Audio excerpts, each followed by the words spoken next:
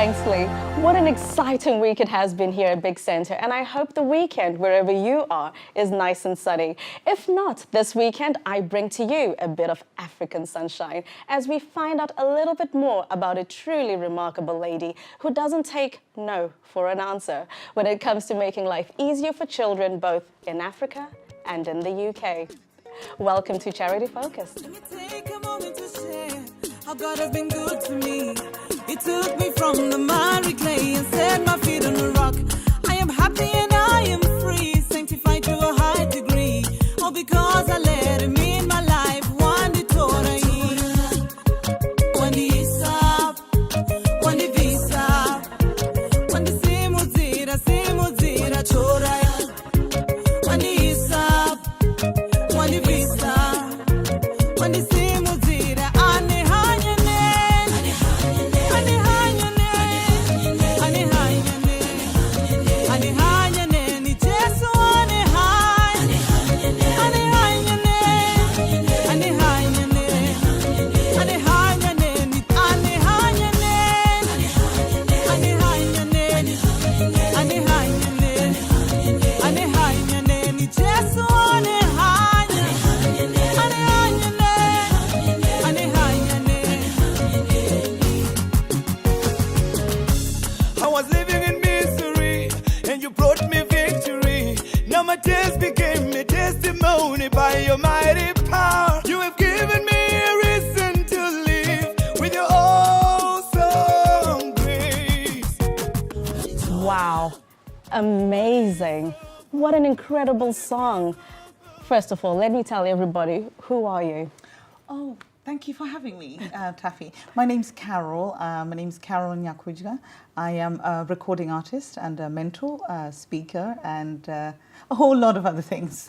But today I am here specifically to speak about things that are on my heart and to speak about the charity that I founded in 2008. And the name, I found it difficult to pronounce initially, Shekiner Glory Foundation. Where did the name come from and what does it mean? Yeah, it is a little bit of a tongue twister, but Shekiner Glory is it's a biblical name actually, and all it is just an explanation of what sort of glory is, and people look at things that are all glitzy and glam, but actually what we try to focus on are the tangible things, the real things. So Shekiner Glory is really about tangible glam.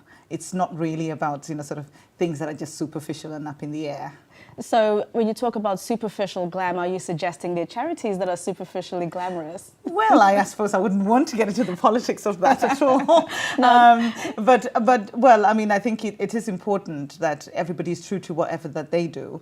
But I think our focus is absolutely to be doing things that are tangible, and we focus on changing lives one at a time. So if it becomes multitudes, well, fantastic. But we do want to make sure that the one person that we touch is left in a different place to where we found them. I know. I mean, I've been looking at your charity and I think it's incredible work you do. Yeah. You were telling me before you sponsored like 9 children in Africa to go through school, and you sponsor everything. Where do you get the money to do that? Well, I think when kind of fate comes your way and you realize that you are one of a lucky escape, it isn't so much about the resource that you have, but more the gratitude towards life, destiny, grace, if you call it that. And for me, the life-changing moment came when I did go home to Africa, where I was born, and came across an 8-year-old that had no parents.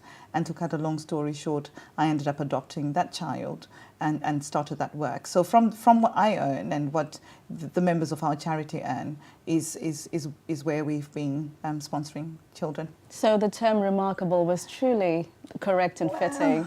You know, one of the things I find interesting, I've been doing Charity Focus for some time now, is the passion behind it. You know, just try and inspire someone who's watching today, who's thinking, you know, I've got a passion about something, but I don't know how to get started. How did you start with Shekiner Glory Foundation? Well, my starting was really, as I started to mention, I had gone on a holiday to Africa, and when I did, I mean, we do sort of two-part things. Here in the UK, I had been working with youth and mentoring youth, and we were doing a lot of fantastic things. We started off as a group of 5 quite accidentally because I'd adopted my sister after my parents had died. And so when her friendship groups, and it started off that way, and it started off from 5 children and very quickly became 110 within no space, and some of them have gone on to become doctors, lawyers, and very sort of very, very effective members in our community as it stands.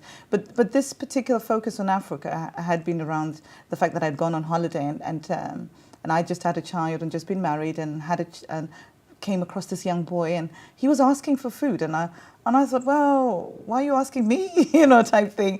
But yes, well, to cut a long story short, it just became, one of my eureka moments. Really came to realize that actually there are people out there that actually do not have anybody at all.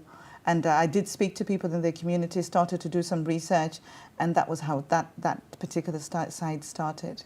And has developed, really. So how many are behind Shekiner Glory Foundation? There's a total, our trusteeship is got 8 altogether. But of course we do have sessional workers that come in and out. We have an office in Harare that we work with in Zimbabwe. And here in England we're starting to re-establish. So. I know you talked about the children that you've adopted in Africa. Yeah. What are you doing here in the West Midlands or in the UK? Well, in the West Midlands, as I've mentioned, since 2006 to 2012, I was working particularly with that group of youth in order for us to begin the mentorship. We were looking at sort of art activities. We were looking at mentor-to-mentor type things. We were looking at career development and just really sort of getting people off the streets. Those people, young people, are now adults, and more recently we started looking at starting to develop a community gospel choir that we should hopefully start going around the West Midlands with the focus of being able to bring positive values and inspiration into our community where we are. That is brilliant, and do invite Big Centre, please, when you do yes. that. Absolutely. Yes. So when you're talking about the youth within the West Midlands or the UK as a whole, what is your goal, apart from obviously helping these youngsters? What is the vision for Shekiner Glory Foundation? I think I can't exactly separate myself, having founded this, my own experiences, my own life experiences, my skill base and stuff like that. And I worked within CAM services, which is children and adolescent mental health services. And that is sort of within my professional capacity as a therapist. But I soon got to realize that, it isn't so much what we do within our work role and our office role, but also an extension can be made into just the wider community that we live in. And it doesn't have to be that the young people that we help or support have a mental health issue. It can just be open to anyone, that we can start to be able to direct. People do say, that the best way to be able to live your life and to be fulfilled is to be able to give back. Absolutely, absolutely. And giving back is exactly what you want to do with the video we just watched. Yes. And that's featuring an African artist, beg your pardon. Yes. I'm starting to sound Yes. very African and very English at the same time. I mix my accents all the time. Yeah. But then there's an African artist, Tembalami. He's a fantastic gospel artist. Yeah. How did the collaboration come together, and what is your vision with him when it comes to this charity? Well, I met Tembalami around about the same time that I started working with youth in Africa. And at that time he was not known at all. And I'd started doing some recordings, and he used to come and do my backing vocals. But, he is an absolutely gifted young man. We started working with him and another gentleman called Magdi, who's now a world-renowned producer, and started on raising a project called Zim Praise, which has now become quite a worldwide phenomenon. But so I do believe in people's potential, and where I can help, I will. And I think that is what has happened. I can't take any credit for Tembalami's success. That's his own. That's absolutely got nothing to do with me. But I do think that it's important for us to be able to identify people when they still have potential and let them sail. Fantastic. And from what I heard from you before, you would want some of the proceeds of that single and future proceeds of any songs you do to go back into your charity. Why do you think that's important? I think it's really important because if one like myself was saved from whatever destiny had planned or pre-planned, and my life took a different direction, then I do think that there's more than one. And I do think that we can, expand that potential to be able to reach more than one person. Wow, that's amazing, Carol. Thank you so much for your time today, and all the very best of luck in the future with Shekiner Glory Foundation. Thank you. Thank you. Well, I hope you have been inspired, and if you would love to find out a bit more information from Shekiner Glory Foundation, please, the details are on the screen. Do get in touch. As you know, we are always inspired by different charities each week. So join us again next week to see who will be inspiring you. I'm Tafaz Bamushife. Good day.